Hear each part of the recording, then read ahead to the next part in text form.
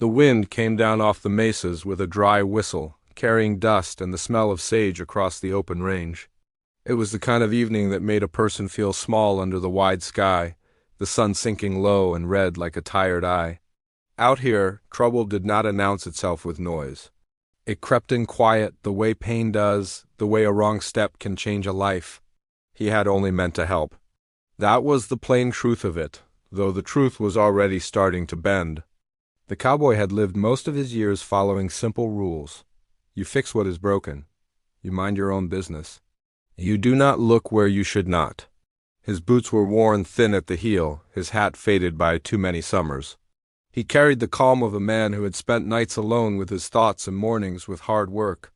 When he found her by the creek, blood darkening the sleeve of her dress, those rules rose up without question. She was sitting on a flat stone, teeth clenched, one hand pressed tight against her arm. The land around her was quiet except for the trickle of water and the distant call of a hawk. She looked out of place and yet like she belonged, dust on her skirt, hair loose from its pins. Her eyes lifted when she heard his steps, sharp with caution at first, then softening when she saw he was not a threat. At least not the kind she feared. He asked no questions at first. He tied his horse, knelt near the creek, and washed his hands the best he could. The wound was not deep, but it was ugly enough to need care. He spoke in a low voice, the way people do when they do not want to startle a wounded animal. She nodded when he asked if he could help. The sun slid lower, and the shadows stretched long across the ground. As he cleaned the cut, his fingers steady, he felt the weight of the moment settle between them. The touch was meant to be careful and proper, nothing more than what the job required. Yet the air seemed to thicken, every small movement taking on a louder meaning.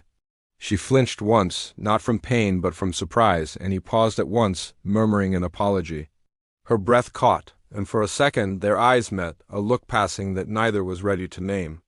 He had patched up men kicked by horses and women burned by cooking fires. He knew the body well enough in a plain, practical way. Still, something about this felt different. Maybe it was the quiet. Maybe it was the way her pulse beat fast beneath his touch, reminding him that she was more than an injury to be fixed. He told himself to focus. The wound needed cleaning, and dusk was coming on fast.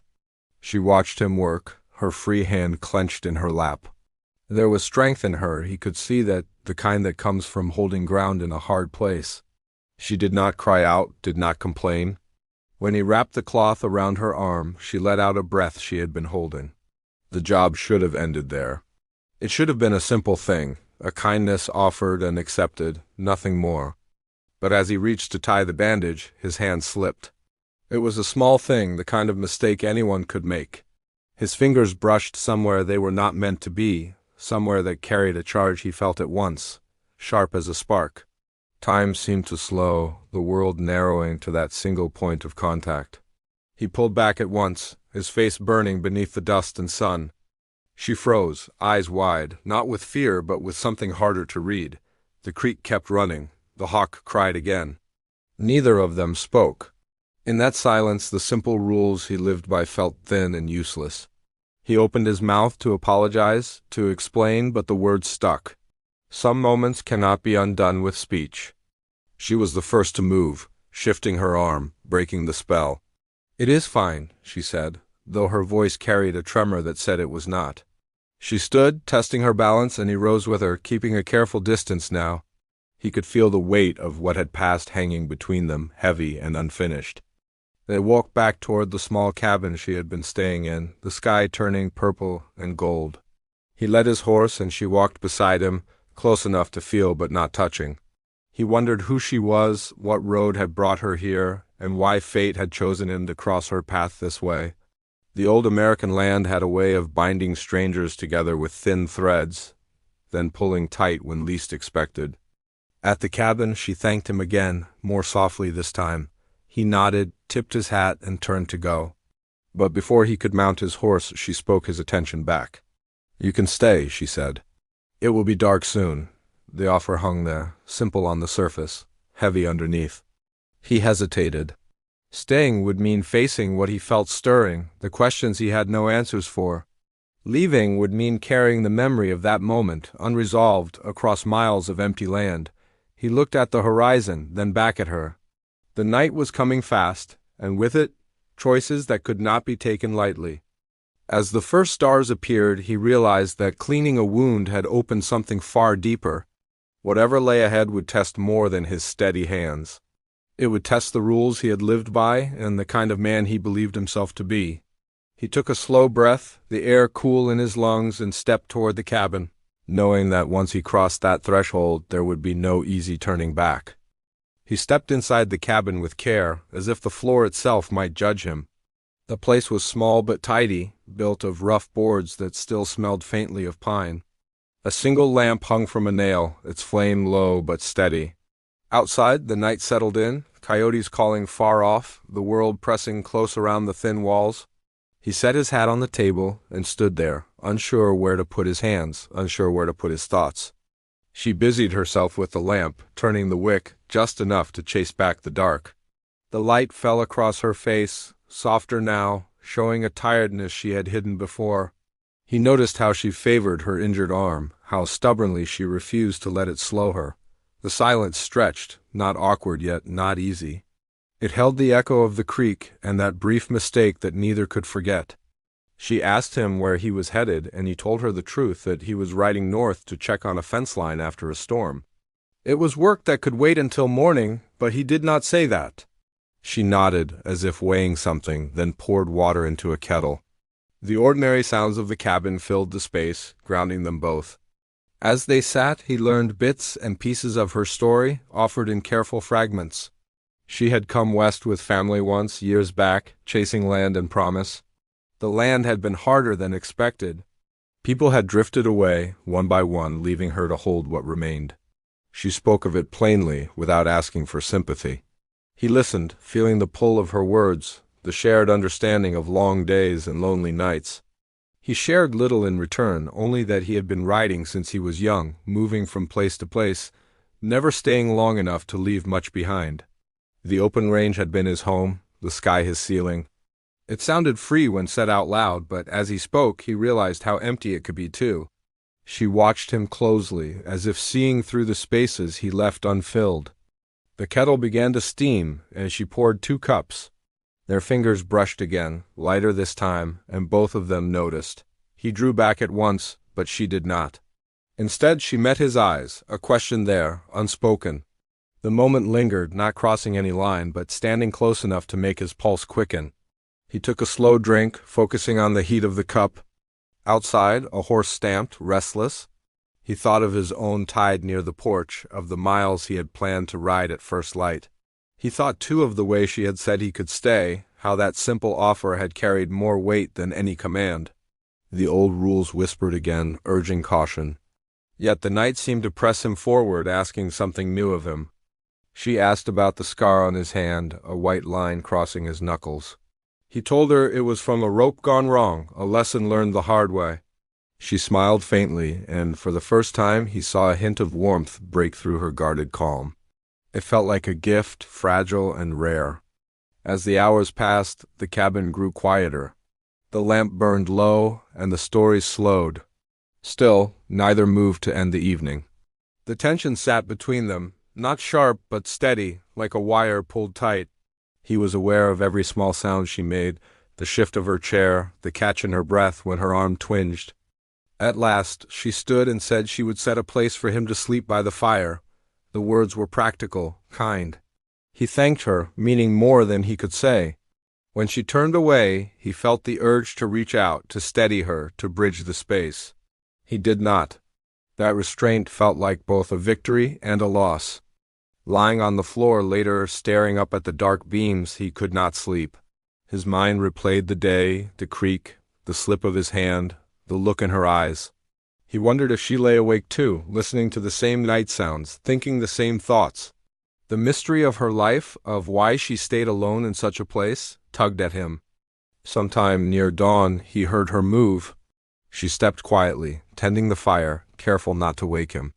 He watched through half-closed eyes, struck by the strength in her simple acts. When she noticed he was awake, she smiled again, smaller this time, more cautious.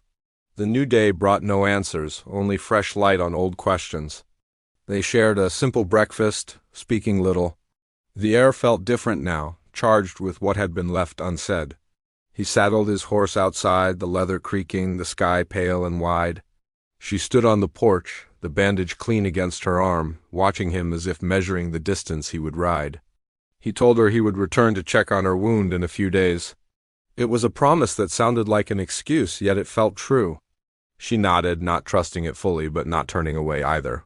As he mounted, he felt the pull of two paths opening before him, one leading back to the familiar comfort of the road, the other into unknown ground. He tipped his hat, and she lifted her hand in return. The horse stepped forward, carrying him away from the cabin, away from the quiet firelight. Yet with every stride, the memory of that night stayed close, unresolved, following him like a shadow. He knew then that whatever waited ahead, the wound he had cleaned was not the one that would trouble him most. The real test was only beginning, and the land had not yet revealed what it would demand in return. The ride north should have cleared his head, but the open range did the opposite. Every mile brought the cabin back to him, the low lamp glow, the careful way she held herself. He fixed the fence line as promised, hands busy with wire and post, yet his thoughts wandered. The land was quiet in a way that made a man hear himself too clearly.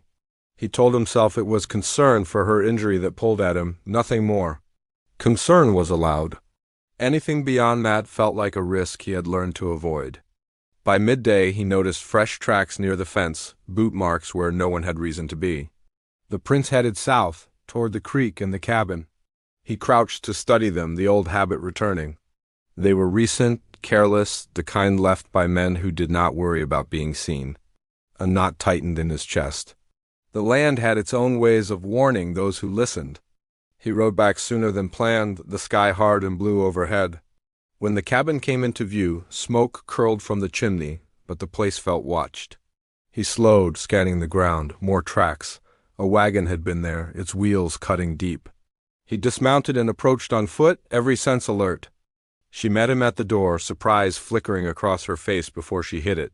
Relief followed, quick and gone. He asked if she was all right. She said yes, but her voice carried strain. Inside, the cabin felt smaller, as if the walls had crept closer. He noticed the table shifted, a chair tipped and set right again. She told him 2 men had come by asking questions about the land. They spoke of deeds and boundaries, of claims made far away by people who had never set foot here. She had stood her ground, said the place was hers to keep. The men had smiled thin smiles and promised to return. When she finished, she looked at him, waiting. He felt anger rise, sharp and unwelcome. Outsiders stirring trouble was nothing new, but it always left damage behind. He asked if she had family nearby. She shook her head. Neighbors were miles off, slow to come if called. The weight of her isolation pressed on him, and with it came a choice he had hoped to delay. He stayed that night without asking. They spoke of practical things, of locking the door, of keeping watch. He offered to ride to town for news, to learn who might be behind the claims. She agreed, though it meant being alone again, even if only for a day. The trust in her eyes sat heavy on his shoulders. In town, the talk was uneasy. He learned of a cattle outfit looking to expand, buying up land through pressure and paperwork. Men who resisted found fences cut, water fouled. He kept his questions light, his ears open. By the time he rode back, the sun was low, and his jaw ached from holding tight. On the trail, he crossed paths with a drifter who warned him off. The message was clear enough without threats. This was not his fight. He rode on anyway, the warning echoing in his mind. He had always moved on when trouble gathered. Staying had a cost. At the cabin, she listened as he shared what he had learned. Her face was calm, but her hands trembled once before she steadied them. She said she would not leave. The land was all she had left of her people, of a promise made and broken. He saw then that this fight ran deeper than a single claim. It was about being seen, about refusing to be pushed aside. That night, the wind rose, rattling the boards. They took turns keeping watch. In the dark hours, he heard movement near the creek, then laughter carried on the breeze. He stepped outside, hand near his belt, heart pounding. Shapes moved at the edge of the firelight, then melted away. No confrontation came, only the message that they were not alone. By morning, a fence post lay broken, tossed aside like a challenge.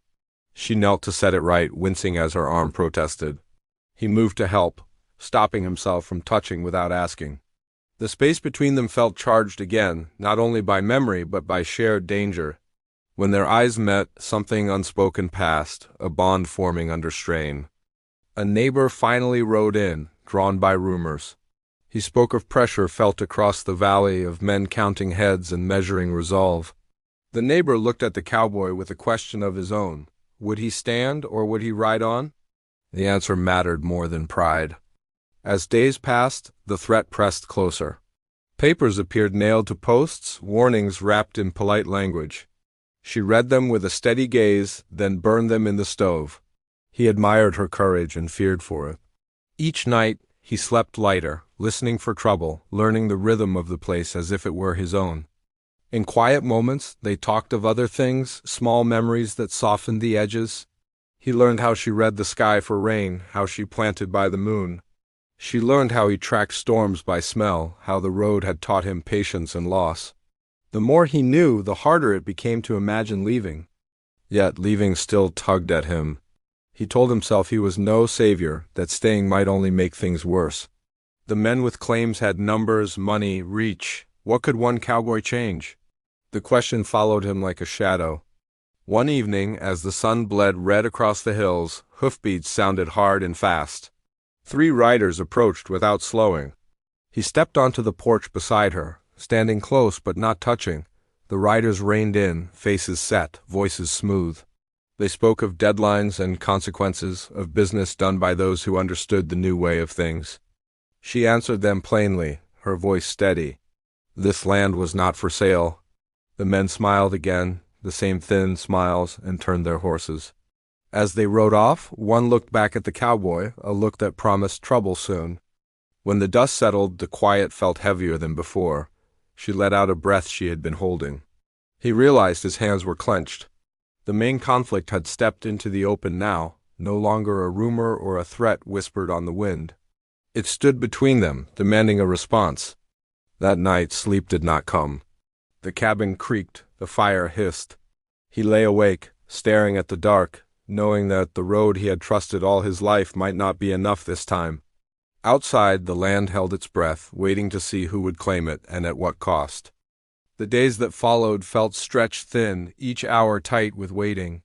The land itself seemed to sense what was coming. Even the birds kept low, and the wind carried a sharp edge. He rode the boundary lines with her when he could, pointing out places where fences might be strengthened, where water access mattered most. She listened closely, learning fast, though he knew knowledge alone would not stop what was gathering.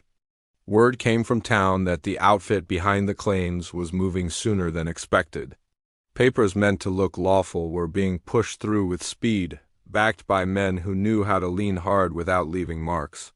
He watched her face as he shared this, the way her jaw set, the way fear flashed and then vanished. She thanked him for telling her straight. That trust felt heavier than any promise. At night they planned in low voices. Not schemes, just preparations. Neighbors were sent word, quiet requests for help that did not sound like begging. A few answered with cautious yeses. Others stayed silent, already worn down by losses of their own. The cabin became a place of maps and lists, of small hopes stacked against large forces. He found himself taking on a role he had never wanted.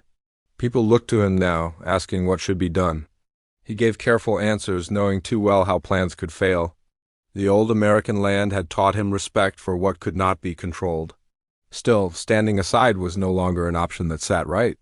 One afternoon, while repairing a gate, she told him about her parents, how they had believed the land would make them whole.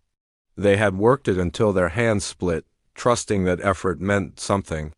When illness came, the land was all she had left of them. As she spoke, her voice stayed steady, but her eyes shone. He listened, feeling the ground shift under his feet. This was no longer just about property. It was about keeping a story alive.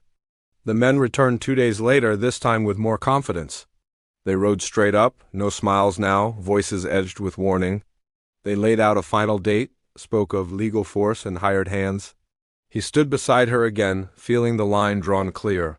When they left, dust rising behind them. He knew the calm before the storm had ended.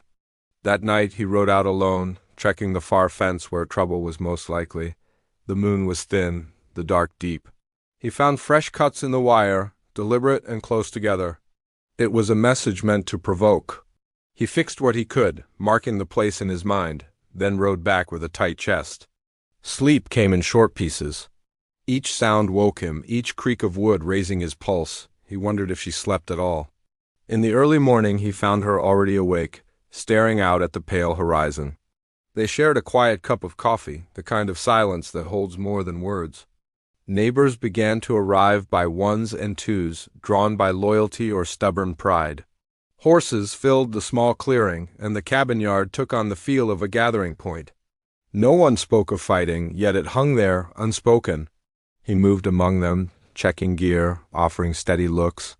She thanked each person, her gratitude plain and strong. A messenger came near noon with news that papers had been filed, a sheriff persuaded to look the other way for now. Time was running out. The pressure tightened like a rope. He felt the weight of every decision, knowing one move could cost more than land. As the sun climbed, the sound of hooves carried across the valley. A line of riders appeared on the ridge, more than before, moving with purpose. The sight sent a ripple through the gathered neighbors. Hands went to reins, to tools, to hats pulled low. He felt his heart pound, steadying himself with a long breath. She stood on the porch, shoulders squared, refusing to step back. He joined her, close enough to feel the heat of her resolve. The riders stopped short, spreading out in a show of strength. Their leader spoke, laying out demands one last time, his tone smooth but cold. She answered him, voice clear, carrying across the space. This land was hers, earned and kept. She would not leave. The leader's eyes flicked to the cowboy, measuring him. A moment stretched, thick with risk. Before anything could break, another sound rose. More hoofbeats, this time from behind the riders. The neighbors who had stayed silent now appeared, drawn by the line finally crossed. The balance shifted, subtle but real. The leader's smile faded, replaced by calculation. No one moved. Dust hung in the air. The land seemed to hold its breath. He felt the pull of every gaze, the question of whether this would end in force or stand as a warning. His hand rested easy at his side, ready but restrained. The standoff broke only when a distant shout echoed from the road. The sheriff, riding hard, pulled into a moment he had hoped to avoid.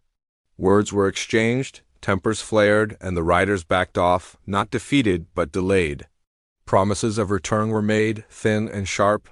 When they were gone, the gathered people let out breaths they had not known they held. Relief washed through the yard, mixed with the knowledge that this was not over. She turned to him, eyes bright with something close to hope. He nodded, careful not to promise too much. As evening fell, the neighbors shared food and quiet talk, a fragile sense of unity forming. He watched her move among them, offering thanks, her injured arm still healing. The sight filled him with a warmth that surprised him, followed by fear of losing it. Later, when the yard emptied and the stars came out, they sat on the porch steps. The land stretched dark and wide before them. She asked him if he would stay through what was coming. The question was soft, but it carried the weight of all that had passed. He looked out at the range, the road that had always called him onward. Then he looked at her, at the cabin, at the land that now felt like more than a stop along the way. He did not answer yet. The choice was too big for words in that moment. Somewhere in the distance, a coyote called, answered by another. The night closed in, full of uncertainty and promise. The conflict had reached its sharpest edge, and everyone could feel it. The next move would decide more than ownership. It would decide who they would become when the dust finally settled. Morning came slow and pale, like the land itself was easing into a new shape. The tension of the night before still lingered, but it no longer pressed so hard on the chest. He woke on the porch wrapped in a blanket, the smell of coffee drifting out to meet him. For the first time in days the air felt steady. She stood at the stove, moving carefully, her arm still healing but stronger now. When she saw him awake, she smiled without holding back. It was not a hopeful smile or a guarded one. It was the kind that comes when a person believes they might finally be standing on solid ground. He returned it, feeling something settle inside him that had been restless for years. The sheriff rode back before noon, this time without haste or bluster. He carried papers that looked different from the others. These were slower, heavier, backed by proper review and voices that could not be ignored. Complaints had been filed. Witnesses had spoken.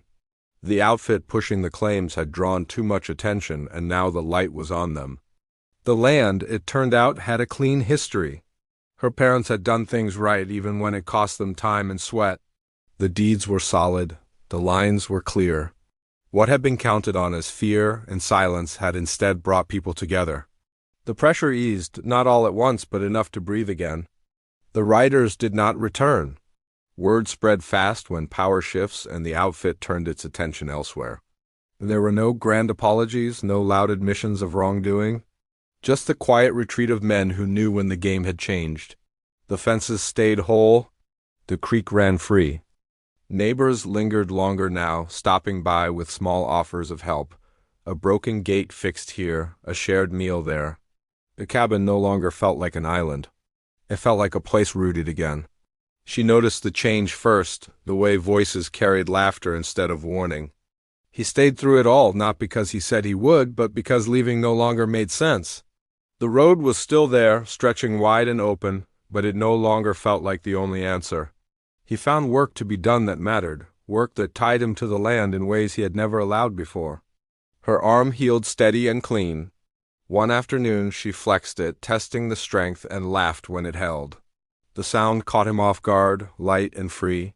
He realized then how long it had been since he had heard laughter without an edge to it. The memory of that first day by the creek surfaced, no longer heavy with tension, but softened by time and understanding. They spoke openly now, about fears and hopes, about what staying meant. She told him she had been ready to lose everything except her resolve. He told her he had been running so long he forgot what it meant to choose a place. The words came easy, without careful steps or guarded pauses. The land responded in its own way. Rain came when it was needed, slow and steady. Grass pushed green through the soil. Even the nights felt kinder, the stars less distant. He rode the boundaries not as a guard, but as a caretaker, learning the turns and rises like they were part of his own body. One evening, as the sun dipped low and painted the hills gold, she joined him on the fence line. They stood side by side, watching the light fade. She thanked him, not for staying, but for seeing her, for treating her land and her choices with respect. He told her that she had given him more than he had offered, though he had not known he was looking for it. The past did not vanish. It settled into place, becoming part of the ground instead of a weight carried alone. The men who had threatened them became stories told quietly, lessons remembered but no longer feared. The conflict that had once loomed large now felt like a storm past, leaving clearer air behind. As weeks turned into months, the cabin changed. Small repairs became improvements. A new table replaced the old one. A chair was added to the porch, then another. The space grew not just in comfort but in meaning. It became a shared place, shaped by two lives choosing to move forward together. He no longer slept lightly. The night sounds became familiar again, not warnings but companions. She no longer stood alone at the edge of her land, braced for loss. Together they found a rhythm that fit, grounded in trust and shared effort. On a clear morning he rode into town and returned with supplies he had never bothered with before. When he set them down, she raised an eyebrow and smiled. He shrugged, feeling a bit foolish and more content than he could remember being. Planning for the future felt less like a risk and more like a promise. The land, the conflict, the quiet strength it had taken to hold ground, all of it had shaped them. The cowboy who once believed in only passing through now understood the power of staying. The woman who had stood alone learned that choosing to accept help did not mean giving up control. As the seasons shifted, the story of the land became one of endurance and care rather than threat. Travelers passed by and saw not a lonely cabin, but a place held with purpose. The wide American sky still stretched on forever, but beneath it was something solid, something earned. One evening, as the stars came out one by one, they sat together on the porch, hands resting close without thought or hesitation. The wind moved gently through the grass, carrying no warnings this time, only the quiet certainty that some wounds heal not just with care, but with time, respect, and the courage to stay when it matters most.